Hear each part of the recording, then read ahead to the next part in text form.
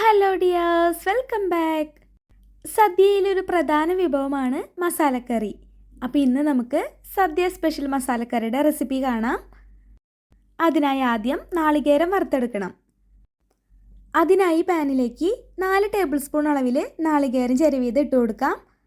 ഇനി തീ ഒരു മീഡിയം ഫ്ലെയിമിൽ വെച്ച് ഇളക്കി കൊടുത്ത് വറുത്തെടുക്കണം. നാളികേരം ഇതുപോലെ കുറച്ച് വറുവായിട്ട് വരുന്നേരം ഒരു 1/4 ടീസ്പൂൺ അളവിൽ ചെറിയ ജീരകം കൂടി ചേർത്ത് കൊടുക്കാം.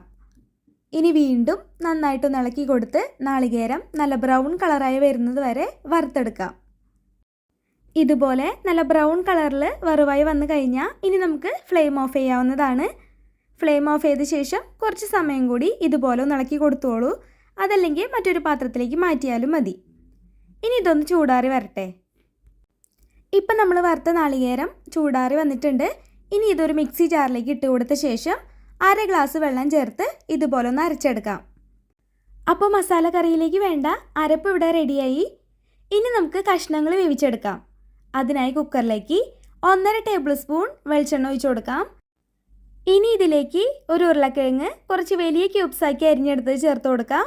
കൂടെ തന്നെ ഒരു ക്യാരറ്റ് ഇതുപോലെ ക്യൂബ്സാക്കി അരിഞ്ഞെടുത്തതും കൂടെ ചേർത്ത് നല്ലപോലെ ഒന്ന് ഇളക്കി വഴറ്റിയെടുക്കാം. ക്യാരറ്റും ഉരുളക്കിഴങ്ങും ഒന്ന് നല്ലപോലെ ചൂടായി വരുമ്പോൾ ഇനി ഇതിലേക്ക് 1/4 ടീസ്പൂൺ മഞ്ഞൾപ്പൊടിയും 1/2 ടീസ്പൂൺ ഉപ്പും കൂടെ ചേർത്ത് വീണ്ടും മിക്സ് ചെയ്തെടുക്കാം. ഇനി നമുക്ക് ഗ്രീൻ പീസ് ചേർക്കണം.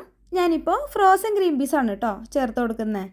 ഇനി ഒന്നുകൂടെ ഒന്ന് ചൂടാക്കി വഴറ്റിയെടുത്ത ശേഷം 1 കപ്പ് വെള്ളം ചേർത്ത് കൊടുക്കാം. ഇനി ഇത് മൂടി വെച്ച് ഒരു വിസിൽ വരും വരെ വേവിച്ചെടുക്കണം. ഇപ്പോൾ ഒരു വിസിൽ വന്നു കഴിഞ്ഞിട്ടുണ്ട്. ഇനി നമുക്ക് ഫ്ലെയിം ഓഫ് ചെയ്യാം. ഇപ്പോൾ പ്രഷർ ഫുൾ പോയി കഴിഞ്ഞിട്ടുണ്ട്. ഇനി നമുക്ക് തുറന്ന് നോക്കാം. കണ്ടില്ലേ, കഷ്ണങ്ങളൊക്കെ പാകത്തിന് വേവായിട്ടുണ്ട്. വെന്തുടഞ്ഞ് പോയിട്ടൊന്നുമില്ല. ഇനി നമുക്ക് പ്രധാന കുക്കിങ്ങിലേക്ക് കടക്കാം. ആദ്യം തന്നെ ചട്ടിയിലേക്ക് 2 ടേബിൾ സ്പൂൺ വെളിച്ചെണ്ണ ഒഴിച്ചു കൊടുക്കാം. ഇനി ഇതിലേക്ക് കുറച്ച് നാളികേരക്കൊത്ത് ചേർത്ത് കൊടുത്ത് ഒന്ന് വറുത്തെടുക്കാം. നാളികേരക്കൊത്ത് കറിയിൽ ചേർക്കുന്നത് അത്ര ഇഷ്ടമില്ലാത്തവരുണ്ടെങ്കിൽ ഒഴിവാക്കാവുന്നതാണ് കേട്ടോ. ഇനി ഇതൊന്ന് റോസ്റ്റായി വരുമ്പോൾ ഒരു വലിയ സവോള നീളത്തിലരിഞ്ഞതും 3 പച്ചമുളകും കറിവേപ്പിലയും ചേർത്ത് വഴറ്റി കൊടുക്കാം. സവോള കുറച്ചൊന്ന് വഴറ്റി വരുമ്പോൾ ഇതിലേക്ക് ഇനി 1/2 ടേബിൾ സ്പൂൺ അളവിൽ ഇഞ്ചി ചതച്ചതും 1/2 ടേബിൾ സ്പൂൺ അളവിൽ തന്നെ വെളുത്തുള്ളി ചതച്ചതും കൂടി ചേർത്ത് നല്ലപോലെ ഒന്ന് ഇളക്കി കൊടുത്ത് വഴറ്റിയെടുക്കാം. സവോളയും ഇഞ്ചിയും വെളുത്തുള്ളിയൊക്കെ കളറൊക്കെ മാറി ഇതുപോലെ ഒന്ന് വഴറ്റി വന്നു കഴിഞ്ഞാൽ ഇനി നമുക്ക് പൊടികൾ ചേർക്കാം. അതിനു മുന്നേ തീ ഒരു ലോ ഫ്ലെയിമിലേക്ക് മാറ്റി കൊടുക്കാം. ഇനി 1/4 ടീസ്പൂൺ മഞ്ഞൾപ്പൊടിയും 2 ടീസ്പൂൺ മല്ലിപ്പൊടിയും 1.5 ടീസ്പൂൺ മുളക് പൊടിയും കൂടെ ചേർത്ത് കൊടുത്ത് മൂപ്പിച്ചെടുക്കാം. പൊടികളുടെ പച്ചമണമൊക്കെ മാറി മൂത്ത് വരുമ്പോൾ 3/4 ടീസ്പൂൺ കുരുമുളക് പൊടിയും 1/2 ടീസ്പൂൺ അളവിൽ വീട്ടിൽ തന്നെ പൊടിച്ചെടുത്ത ഗരം മസാലയും കൂടെ ചേർത്ത് ഒന്നുകൂടെ ഒന്ന് ഇളക്കി കൊടുക്കാം. ഇനി നമുക്ക് ഒരു തക്കാളി അരിഞ്ഞത് ചേർക്കാം. ഒപ്പം തന്നെ 3/4 ടീസ്പൂൺ അളവിൽ ഉപ്പ് കൂടെ ചേർത്ത് ഒന്ന് ഇളക്കി കൊടുത്ത ശേഷം തക്കാളി ഉടഞ്ഞ് വരുന്നത് വരെ മൂടി വെച്ച് വേവിച്ചെടുക്കാം. കുറച്ച് സമയം മൂടി വെച്ച് വേവിച്ച ശേഷം ഇനി നമുക്ക് തുറന്ന് നോക്കാം. കണ്ടില്ലേ, ഇപ്പോൾ തക്കാളിയൊക്കെ കുക്കായി വന്നിട്ടുണ്ട്. ഇനി ഇതിലേക്ക് നമുക്ക് വേവിച്ച് വെച്ച കഷ്ണങ്ങൾ ആ വെള്ളത്തേപ്പാടി തന്നെ ചേർത്ത് കൊടുക്കാം. ഇനി മസാലയുമായിട്ട് നല്ലപോലെ ഇളക്കി യോജിപ്പിച്ചെടുത്ത ശേഷം 2-3 മിനിറ്റ് സമയം ഒന്ന് ചൂടാക്കി തിളപ്പിച്ചെടുക്കണം. ഇനി ഇതിലേക്ക് നമുക്ക് വറുത്തരപ്പ് ചേർക്കാം.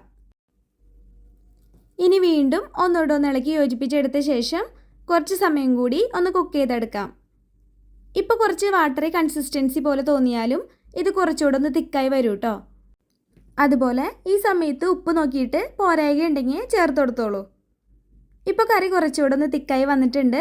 ഈ സമയത്ത് നമുക്ക് ഫ്ലെയിം ഓഫ് ചെയ്ത ശേഷം മൂടി വയ്ക്കാം. ഇനി നമുക്ക് താളിച്ച് ചേർക്കണം. അതിനായി ഒരു പാനിലേക്ക് 1 ടേബിൾ സ്പൂൺ വെളിച്ചെണ്ണ ഒഴിച്ച് ചൂടാക്കിയ ശേഷം 2 ഉണക്കമുളക് ചേർക്കാം.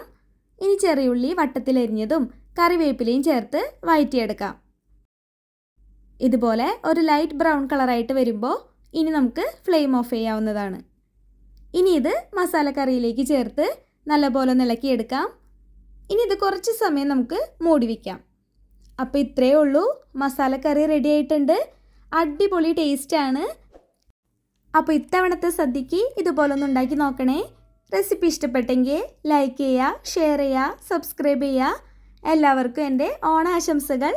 മറ്റൊരു റെസിപ്പി വീഡിയോയിൽ നമുക്ക് വീണ്ടും കാണാം. അതുവരേക്കും ബൈ ബൈ. Thank you.